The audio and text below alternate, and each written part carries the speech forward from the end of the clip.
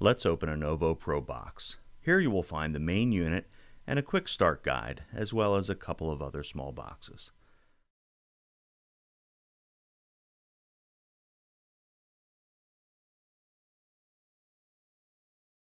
One of them has the power adapter, while the other contains an HDMI cable, a micro USB power cable, a remote control, and a wall mount bracket.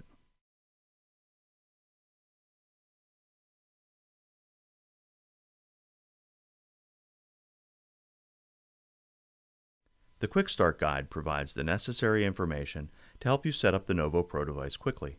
You might want to take a look at this first. The wall mount bracket has an adhesive strip so that it can be easily attached to the back of a display, making mounting the NovoPRO quite simple.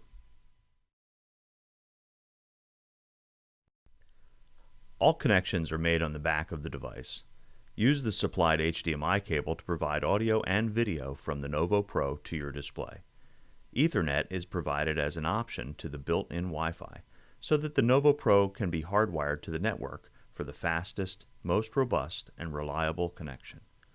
If you need additional storage, you can insert a micro SD card. Up to 64 gigabytes is supported. A Kensington lock connection is also available. You may also connect a USB mouse for quick and easy configuration of the NovoPRO device. The USB connection can also be used in conjunction with a touch-enabled flat panel or interactive projector.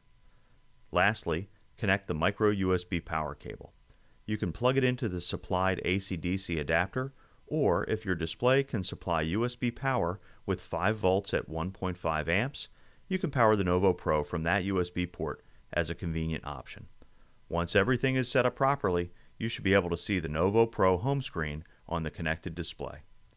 There are a couple of LEDs lit up at the front.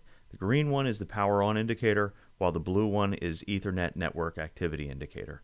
There's also an IR receiver window for the remote control to the right.